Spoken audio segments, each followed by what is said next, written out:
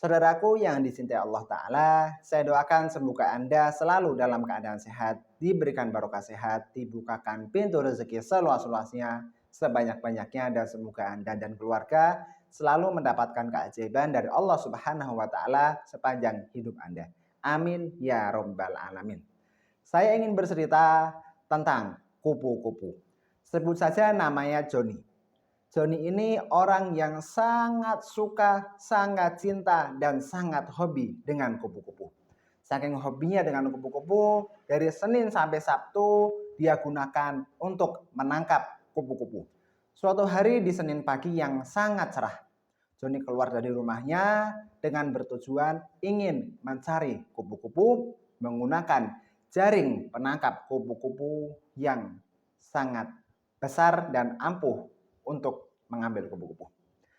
Dari Senin pagi sampai Senin sore, dia keluar rumah muter-muter ke sana kemari menangkap kupu-kupu. Begitu dia mendapatkan kupu-kupu, disimpanlah kupu-kupu ke tas miliknya. Di saat sore hari dia pulang ke rumah dengan mendapatkan kupu-kupu yang membuat dia puas. Kemudian kupu-kupu yang ada di tas ditaruh sama dia di kandang kupu-kupu di rumahnya. Begitu terus dari Senin sampai Sabtu, berbulan-bulan, bertahun-tahun. Lalu kemudian tiba suatu masa ketika Joni ingin bermain dengan satu kupu-kupu. Apa yang dilakukan oleh Joni saat dia ingin bermain dengan satu kupu-kupu? Ya, tentu Joni mengambil kupu-kupu dari kandangnya. Dia hanya ingin bermain dengan satu kupu-kupu. Belum juga dia membuka kandangnya, rasa was-was, rasa gelisah, rasa khawatir muncul dari hati si Joni. Jangan-jangan ketika pintu kandang kupu-kupunya dibuka, bukan malah satu kupu-kupu yang keluar. Justru semua kupu-kupu akan keluar dan habis. Perasaan itulah yang mengganggu hati si Joni, sampai pada akhirnya Joni sangat kesulitan dan dia tidak jadi membuka kandang kupu-kupu karena takut kupu-kupunya kabur dan habis. Belum juga ketika di dalam kandangnya ada kupu-kupu yang mati. Ada kupu-kupu yang berantem kemudian menyebabkan bulunya rontok, sayapnya rontok, dan lain sebagainya. Dan itu semuanya membuat Joni merasa sedih. Saudaraku yang dicintai Allah Ta'ala, Joni inilah perumpamaan, analogi atau contoh dalam hidup keseharian kita. Kita begitu sibuk dari pagi sampai sore bertahun-tahun bahkan hanya untuk mencari kupu-kupu. Namun di saat kita membutuhkan satu kupu-kupu saja, kita merasa cemas, merasa khawatir. Jangan-jangan kupu-kupunya nanti bakalan habis.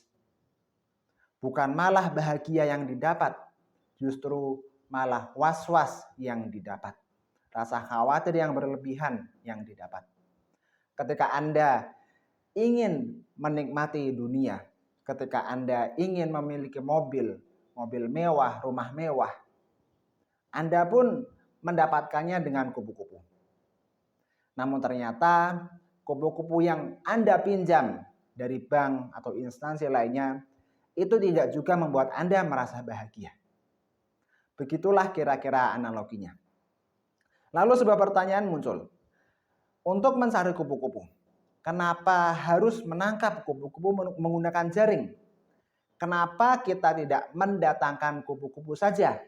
Memancing kupu-kupu untuk datang ke tempat kita. Begitulah kira-kira dalam kita mencari rezeki yang Allah berikan kepada kita. Kenapa kita tidak mendatangkan rezeki Allah kepada kita? Kenapa kita justru sibuk mencari rezeki, mencari uang? Sampai-sampai tidak peduli halal ataupun haram.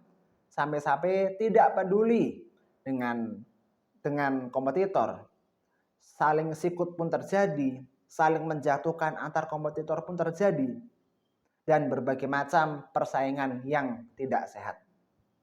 Kenapa tidak mendatangkan rezeki? Kenapa tidak mendatangkan uang kepada diri kita sendiri? Sebagaimana kupu-kupu yang bisa didatangkan dengan kita membangun sebuah taman yang indah.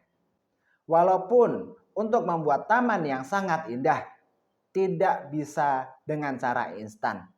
Membutuhkan waktu yang relatif lebih panjang, membutuhkan proses yang relatif lebih panjang. Akan tetapi ketika taman tersebut sudah jadi, ketika tumbuhan dan bunga-bunganya sudah mulai bermekaran, maka kupu-kupu pun akan datang dengan sendirinya dengan jumlah yang begitu banyak dan dengan jangka waktu yang lebih awet kupu-kupunya. Begitulah kira-kira kondisi kita dalam mencari uang.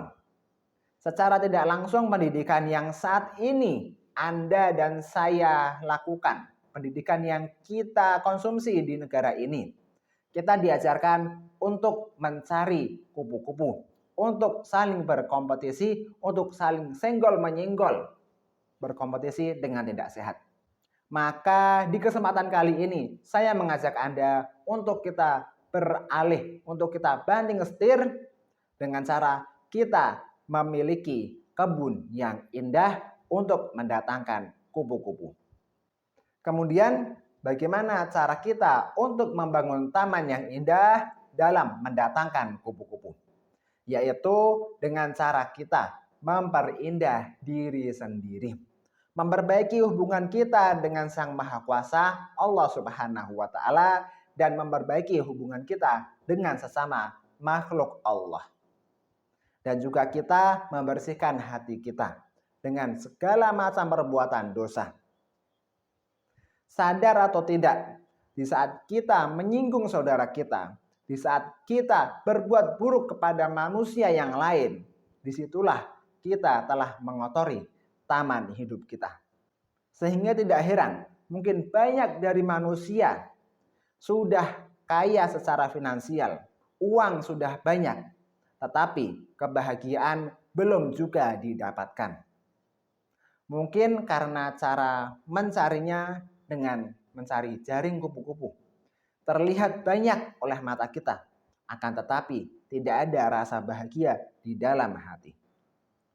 Beda halnya ketika kita membangun taman kupu-kupu dan mendatangkan kupu-kupu ke taman kita. Kita mendatangkan uang kepada diri kita. Kita menjadi penyebab Allah memberikan rezekinya kepada kita. Rezeki yang Allah berikan kepada kita bukan hanya uang, akan tetapi juga kebahagiaan di dalam hati, akan tetapi juga kesehatan dalam badan dan keharmonisan dalam rumah tangga. Itulah kupu-kupu yang selama ini kita cari. Yuk sama-sama kita membangun dan memperindah taman kupu-kupu kita jaga dengan baik agar Allah dapat mendatangkan kupu-kupunya kepada kita lebih banyak lagi.